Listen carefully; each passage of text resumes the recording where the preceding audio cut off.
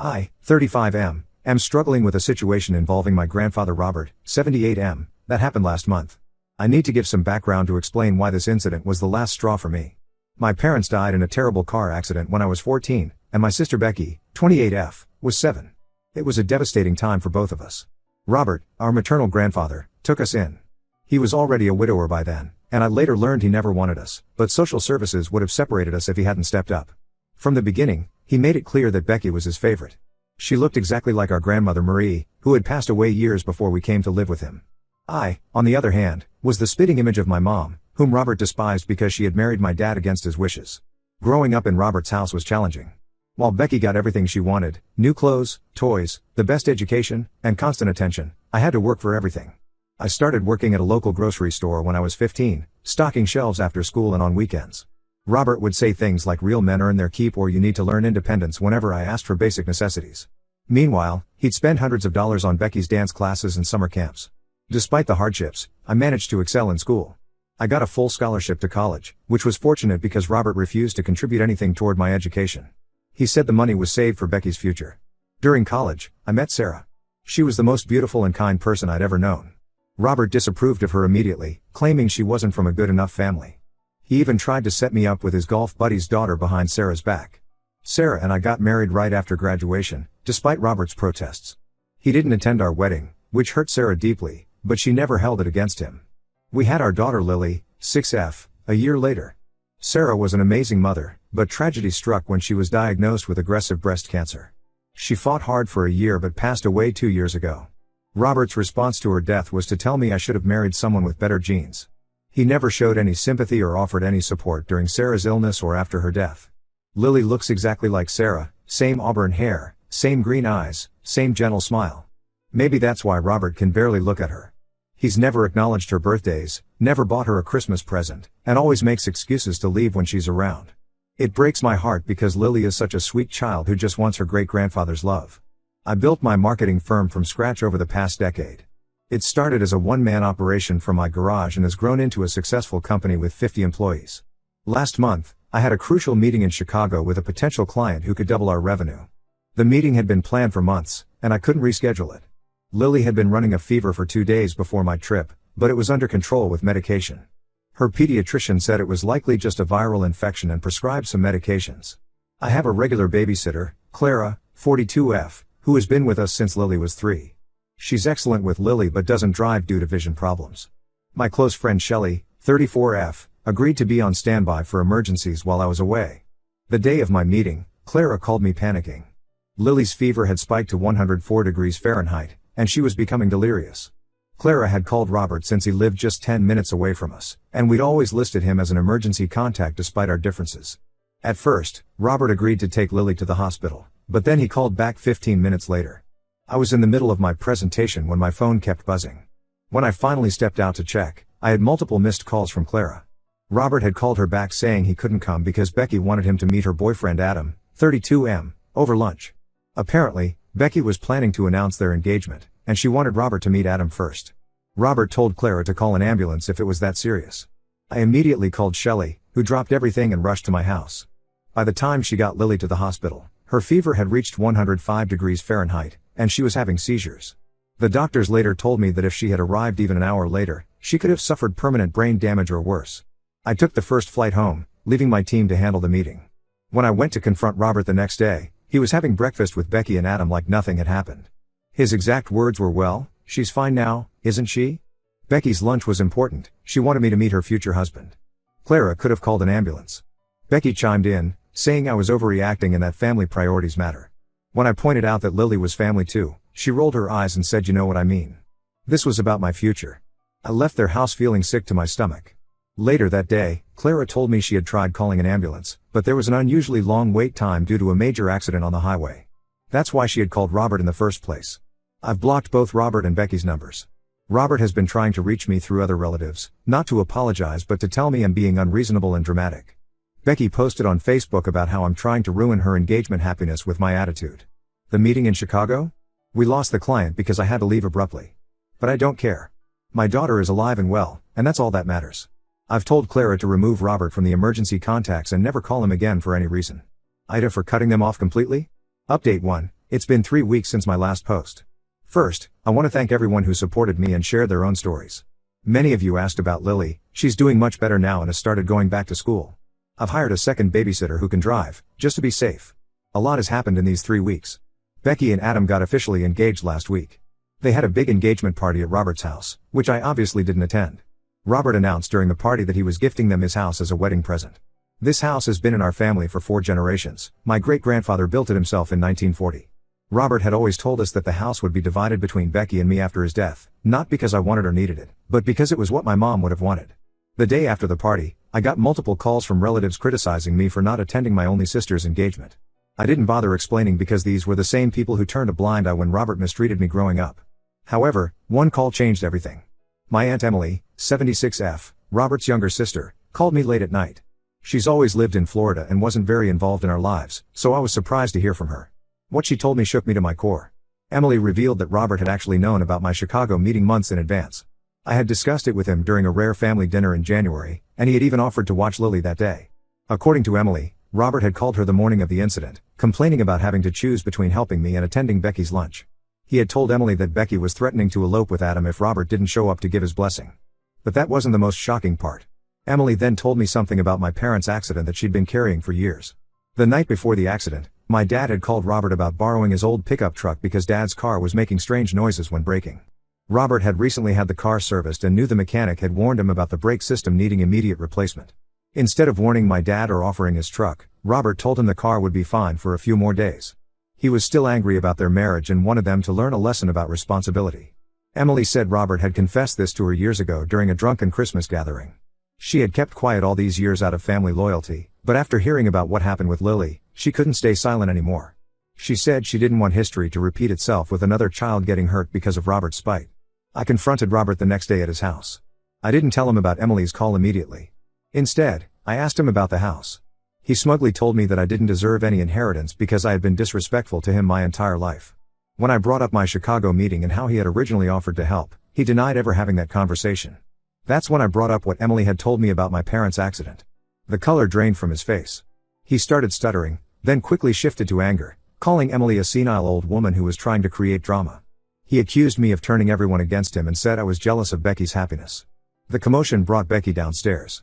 She had apparently been upstairs with Adam, looking at paint samples for their future home, my family home. When Robert told her what we were arguing about, she immediately started crying and defending him. She said I was trying to ruin her engagement happiness by bringing up ancient history. When I tried to tell her about Lily's hospital incident again, she screamed that I was being selfish and should think about the family's reputation. Adam stood awkwardly in the background during all this. I noticed him looking increasingly uncomfortable as Robert and Becky got more hysterical. At one point, he tried to suggest that maybe they should consider buying their own house instead, but Becky shut him down immediately. I left their house feeling both vindicated and deeply sad. Emily called again that evening to check on me. She apologized for not telling me about my parents sooner but said she had made a mistake in staying quiet and didn't want to repeat it. She also mentioned that Robert had called her in a rage, threatening to contest their late parents' will if she didn't retract her lies. Becky has been on a social media rampage since then, posting about how family should stick together and how some people, obviously referring to me, can't handle others' happiness. She's even posted old childhood photos of us, captioning them with things like missing when my brother wasn't so bitter. I've blocked both of them on every platform now. Some relatives have taken their side, saying I'm being cruel to an old man and a young bride-to-be. Others have reached out privately to share their own stories about Robert's manipulations over the years. Emily sent me some old letters from my mom to her, detailing how Robert had tried to sabotage her marriage multiple times. I'm starting to realize that cutting contact isn't just about Lily's incident anymore. It's about breaking a cycle of toxicity that has affected our family for decades. Update 2. It's been 2 months since my last update, and things have taken an unexpected turn. Becky and Adam got married last month in what she called the wedding of the century. She made sure everyone knew about my absence by leaving an empty chair at the family table with my name on it. Several relatives sent me photos of this powerful statement, as they called it. Robert apparently gave a tearful speech about how he wished all his family could be there to celebrate. The irony wasn't lost on me. The first sign of trouble came 2 weeks after the wedding. Adam called me out of the blue on a Sunday morning. I almost didn't pick up, thinking it was another relative trying to guilt-trip me, but something made me answer. Adam sounded stressed and frustrated, completely different from his usual confident self. He revealed that living with Robert had become unbearable. After gifting them the house, Robert had moved in, claiming he needed to oversee the family property.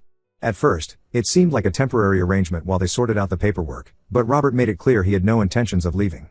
According to Adam, Robert had turned their lives upside down. He would wake them up at 6 a.m. because that's when proper families have breakfast. He criticized everything from Adam's work schedule, he occasionally worked from home, to the way they loaded the dishwasher. When Becky defended Adam, Robert would guilt-trip her by bringing up how he'd sacrificed everything to raise her. The breaking point came when Robert started inviting his friends over for dinner without warning, expecting Becky to cook for everyone. When she couldn't because of work commitments, Robert told his friends that modern women don't know how to take care of their families anymore. Adam said he'd never seen Becky cry so much. Things got worse when Adam discovered that Robert had been opening their mail and had even called Adam's office pretending to be his father, asking about his work performance and salary. When Adam confronted him, Robert claimed he had every right to know about the financial stability of the man living in his house, completely ignoring the fact that he had legally gifted them the property. Last week, after another argument about Robert rearranging their furniture without permission, Adam finally put his foot down. He told Robert he needed to find another place to live. Robert threw a massive tantrum, accusing Adam of being ungrateful and turning his precious granddaughter against him. He called Adam a gold digger who was only interested in the house. Becky initially sided with Robert, but when he started calling her a disrespectful ingrate like me, something snapped in her. She backed Adam's decision and told Robert he had 3 days to leave. Robert stormed out, saying they'd regret this. Yesterday morning, Robert showed up at my doorstep with 2 suitcases. He looked disheveled and had clearly been crying. When I opened the door, he started talking about how he'd made mistakes and wanted to make amends. He said losing his home had made him realize the importance of family. I let him talk, but when he mentioned Lily's incident, he still tried to justify his actions. He said he had been in an impossible situation that day, choosing between his granddaughter's big moment and a simple fever. That's when I lost it. I reminded him how his choice could have cost my daughter her life, just like his spite toward my parents might have contributed to their accident. He broke down completely, sliding down against my doorframe. My neighbors started peeking out of their windows at the commotion. Robert kept saying he had nowhere else to go, that Emily lived too far away, and that as his grandson, I had a duty to help him. I told him he should have thought about duties when he had them toward me and Lily. I reminded him how he'd failed as a grandfather and great-grandfather, and that karma had finally caught up with him. Then I asked him to leave before I called the police. Becky called an hour later, crying about how I needed to help Robert because he's still family. I asked her where this family loyalty was when Lily was in danger. She hung up on me. Adam texted later, apologizing for involving me but saying he couldn't handle the situation anymore. I heard from Emily that Robert has been calling everyone in the family, telling them his own version of events, that Adam is abusive and has turned both his granddaughters against him. Some relatives have offered him temporary accommodation, but knowing Robert, I doubt any of those arrangements will last long. Lily asked about the commotion at our door yesterday. I simply told her that some people don't change even when life gives them multiple chances to do so. Update 3, it's been 6 months since everything happened, and I think it's time for a final update. After I refused to help Robert, he stayed with various relatives before finally moving in with Emily in Florida. Emily called me last month with some news that explained a lot but changed nothing. Robert had been behaving erratically at Emily's house, forgetting conversations, getting unnecessarily angry, and sometimes not recognizing people immediately. Emily took him to a neurologist, and he was diagnosed with early-stage dementia. The doctor said the condition might explain some of his recent aggressive behavior and mood swings, but also confirmed that during Lily's incident 6 months ago, he was completely aware of his actions. The doctor estimated the dementia symptoms had only started showing up in the last 2 months. Meanwhile, Becky and Adam's marriage has been going through rough patches. They sold the family house last month, the house that started all this drama. Adam got a job offer in Seattle, and they decided to move there for a fresh start. Becky tried to reach out to me before leaving. She came to my office since she knew I wouldn't let her into my house. During our conversation, she finally admitted that she had been blind to Robert's favoritism all these years. She shared some incidents from after my parents' death that she was too young to understand then, like Robert throwing away the only photos I had of our parents because they took up too much space, while carefully preserving every single one of Becky's dance recital pictures. However, when I brought up Lily's incident again, Becky still tried to defend Robert. She said that with his age and now his diagnosis, we should forgive him and move forward as a family. I asked her if she would have said the same if Lily had suffered permanent damage or worse that day. She couldn't answer. Emily suggested family counseling with a therapist who specializes in elderly care and family dynamics. She thought it might help us understand Robert's actions better, especially in light of his diagnosis. I declined. Some things can't be fixed with therapy and understanding. Robert's actions over the years showed a pattern of deliberate cruelty, not misunderstanding or illness. Last week, Robert sent Lily a birthday card with a check for $5,000. I returned it unopened. He also sent me a letter talking about regrets and second chances, but it felt more like he was sorry for himself than for his actions. He wrote about feeling lonely in Florida and how he misses his real home, but didn't once mention Lily's incident or apologize for it. Lily is doing great now. She's thriving in school and has started taking piano lessons, something she loves. Sometimes she asks about her Aunt Becky or great-grandpa Robert, but less frequently now. I've decided to maintain no contact with both of them. Becky texts occasionally with updates about their life in Seattle, but I rarely respond. Emily keeps me informed about Robert's condition out of courtesy. Apparently, his dementia is progressing, and he often talks about the past now. She said he recently cried about my parents' accident, but I don't know if that's genuine remorse or just the disease talking. Either way, it's too late to matter. Some relatives still think I'm being too harsh, that family should stick together no matter what. But I've learned that sometimes the healthiest thing you can do for yourself and your children is to break toxic family patterns, even if that means walking away from blood relatives. My priority is ensuring Lily grows up in a healthy environment with people who genuinely care about her well-being, not those who see her as an afterthought or, worse, a burden.